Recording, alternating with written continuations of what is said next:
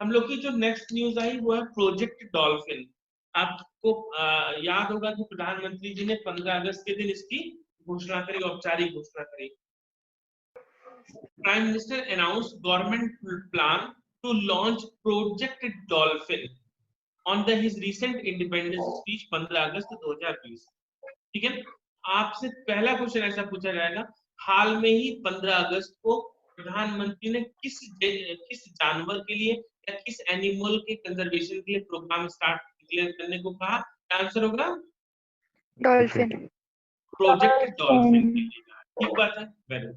आप देखिए, आप the proposed project is aimed to saving both river and marine dolphin।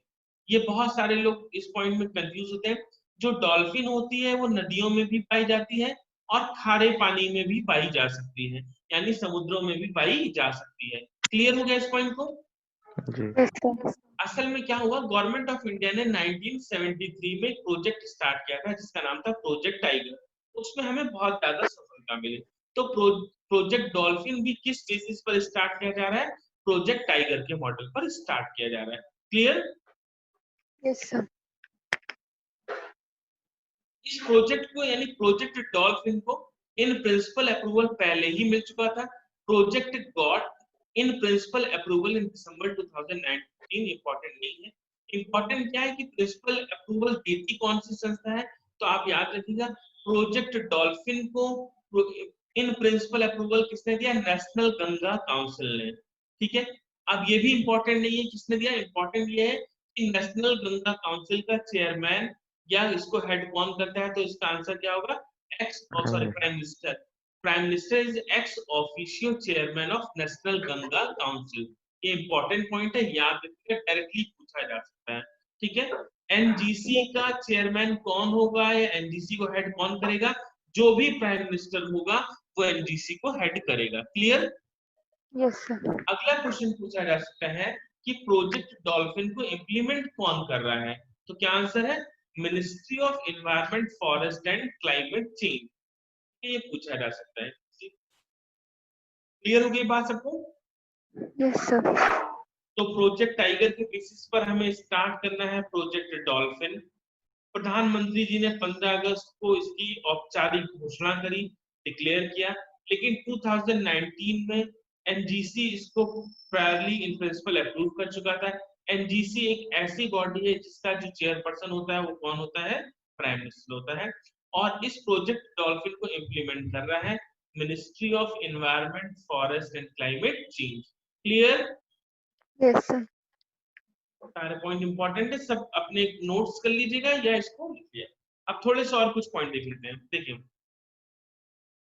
Gangetic dolphin, मैंने अभी आपको बताया डॉल्फिन रिवर्स में भी मिल सकती है और मैरीन वाटर में भी मिल सकती है, खारे पानी में भी मिल सकती है। हम लोग जिस डॉल्फिन को प्रोटेक्ट करने की बात कर रहे हैं क्योंकि वो कौन सी? Gangetic dolphin. ऐसी डॉल्फिन की मछलियां जो गंगा नदी और उसकी ट्राइब्यूटरीज में पाई जाती है उनको हम क्या बोलते हैं? Gangetic dolphin. Clear? Yes sir. अब आपसे पहला जो बहुत इजी टाइप का बिहार वगैरह में क्वेश्चन पूछा जा सकता है, बिहार में थोड़ा सा विज्ञान पे ज्यादा जोर देते हैं, तो पूछेंगे गैंगेटिक डॉल्फिन का साइंटिफिक नेम क्या है? तो बताइए क्या है? Platanista gangetica. Gangetica. Very good, Platanista gangetica. ठीक बात है। अब देखिए कुछ मजेदार बात, जो गंगा नदी है वो फ्रेश वाटर रिवर है कि मैरीन वाटर रिवर है? फ्रेश पानी साफ है, वाटर शुद्ध है, रिवर है। हाँ, खारा पानी नहीं है। तो गैंगेटिक डॉल्फिन एक ऐसा जीवित प्राणी है, ऐसा जीव है जो कि फ्रेश वाटर रिवर्स में ही पाया जाता है। ठीक है, तो यानी गैंगेटिक डॉल्फिन रेयरली किसी मैरीन वाटर लोकेशन पे मिलेंगी। अब जो डॉल्फिन होती हैं वो देख नहीं सकती है या जनरली ब्लाइंड। ठीक बात है, तो वो कैसे चलती हैं? वो अल्ट्रासोनिक वेव इमिट करती हैं। ठीक है, दे इमिट अल्ट्रासोनिक वेव्स और इसी से वो अपने घर को या अपने शिकार को ढूंढती हैं। ठीक है, अब आपको याद होगा कि भैया समुद्र की गहराई नापने के लिए क्या तरीका है? कोई मुझे बता सकता है कि समुद्र में दूरी या समुद्र में गहराई नापने के लिए कौन से यंत्र का इस्तेमाल करते हैं? सोनार। वेरी गुड, एग्जाम में क्वेश्चन कई बार ये पूछा गया, सोनार का इस्तेमाल करते हैं। सोनार बेसिकली क्या करता है, सोनार एक अल्ट्रासोनिक वेव इमिट करने वाली मशीन है। अब ये इसने यहाँ से मशीन ने एक वेव इमिट करी जो ए पॉइंट तक जा रही है, और ए पॉइंट से जब टकरा जाएगी तो ये वेव लौटेगी और हम इसको रिसीव करेंगे, और इसी से हम आइडिया लगा लेंगे कि कितनी दूरी पर है। सेम यही प्रोसेस कौन करता है, सेम प्रोसेस डॉल्फिन करता है। डॉल्फिन्स। हाँ, डॉल्फिन अपने शिकार को पकड़ने के लिए अल्ट्रासोनिक वेव का यूज करती है। कुछ रीजनल लैंग्वेज में इसका नाम है सुसु, SU, ठीक है। जैसे वेस्ट बंगाल में और बांग्लादेश में डॉल्फिन को इस लोकल नाम से जाना जाता है। क्लियर? इंडियन सब कॉन्टिनेंट में डॉल्फिन बहुत पाई जाती है। अनेक कारणों से इनकी संख्या कम होती चली जा रही है। तो आपके एग्जाम पॉइंट ऑफ व्यू से ये भी डिस्कस करना होगा कि आखिर रीजन क्या है कि डॉल्फिन का जो नंबर है वो डिक्रीज क्यों हो रहा है। ठीक है, अभी हम डिस्कस करते हैं।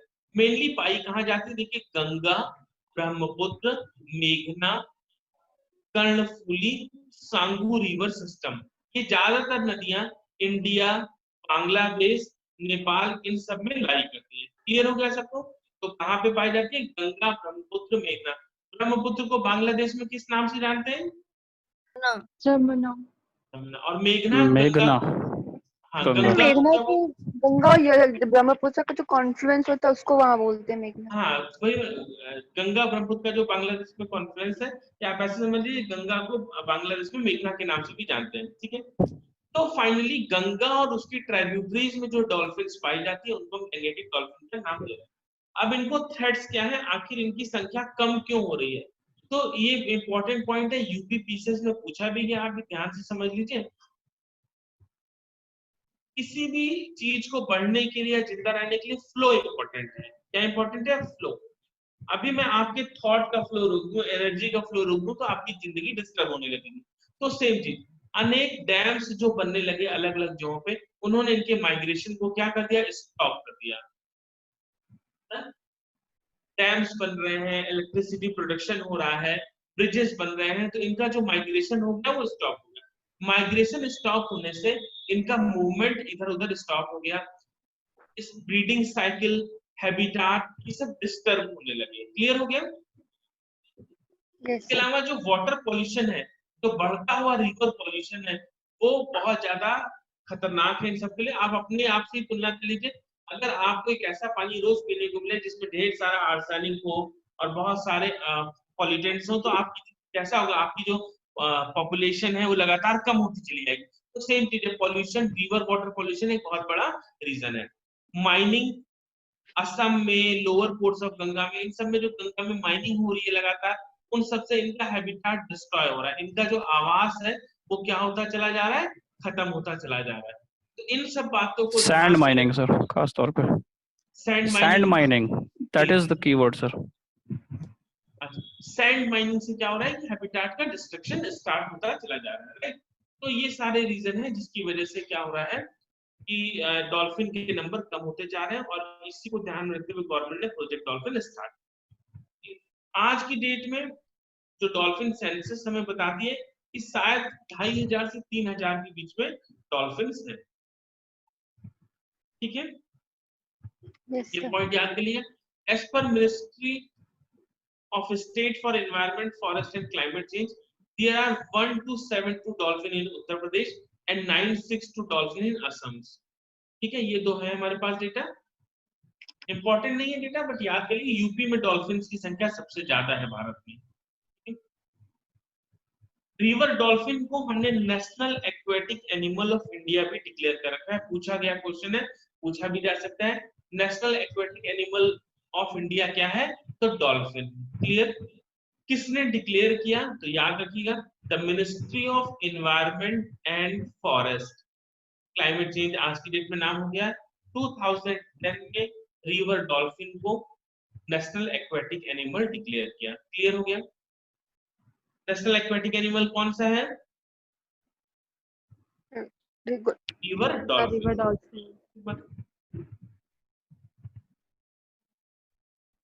River dolphin is critically endangered. अभी मैं आपको बताता हूँ, एक हमारे यहाँ act wild life protection act, इसमें कई शेड्यूल्स हैं। इन शेड्यूल के बारे में मैंने लास्ट नोट्स में छूट गया था, मैं आज ही इसको डिस्कस कर लूंगा, टाइम बच गया तो तो वाइल्ड लाइफ प्रोटेक्शन एक्ट 1972 का शेड्यूल 1 ऐसे स्पीशीज को दिखाता है जो क्रिटिकली इंडेंजर्ड है, यानी जिनके नंबर्स बहुत कम बचे हैं, कुछ ही बचे हैं। तो dolphin wild life protection act के किस शेड्यूल में है? शेड्यूल नंबर 1 में। It is critically endangered. इसको अभी हम डिस्कस करते हैं थोड़ी देर बाद अगले उसमें कि वाइल्ड लाइफ प्रोटेक्शन एक्ट में कितने शेड्यूल बने हुए हैं। इतनी बातें क्लियर रखनी चाहिए। अब जरा मुझे कोई बात बताओ कि नेशनल एनिमल कौन सा है? Sir tiger. Royal Bengal tiger. Tiger. और बर्ड कौन सा है? Peacock. Peacock. Peacock. Very good. Heritage animal कौन सा है? National heritage animal? Elephant. Very good, important है, कई बार पूछा गया एग्जाम में। नेशनल हेरिटेज एनिमल है एलिफेंट। अच्छा, वेजिटेबल कौन सी है? नेशनल वेजिटेबल, राष्ट्रीय सब्जी कौन सी है? सर आलू। ब्रिंजल। ब्रिंजल। गलत। टमाटर बहुत महंगा है बच्चों, बताओ। प्याज, अरे ऑनियन। पंडितों को सब्जी अच्छी कौन सी लगती है खाने में? कद्दू। कद्दू। अरे वाह। कद्दू सब्जी और पूड़ी, तो ये राष्ट्रीय भोज है। कद्दू की आपकी जो है वो राष्ट्रीय सब्जी है, ठीक है? Yes sir. आपको न्यूट्रिशनल वैल्यू का आइडिया है कद्दू का? आप 100 ग्राम कद्दू अगर उबाल के खा लीजिए ना, तो हो सकता है कि आपको दिन में किसी मल्टीविटामिन को लेने की जरूरत नहीं पड़ेगी, मिनरल्स लेने की जरूरत नहीं पड़ेगी, केवल 100 ग्राम कद्दू रोज। खैर छोड़ो, आगे बढ़ते हैं।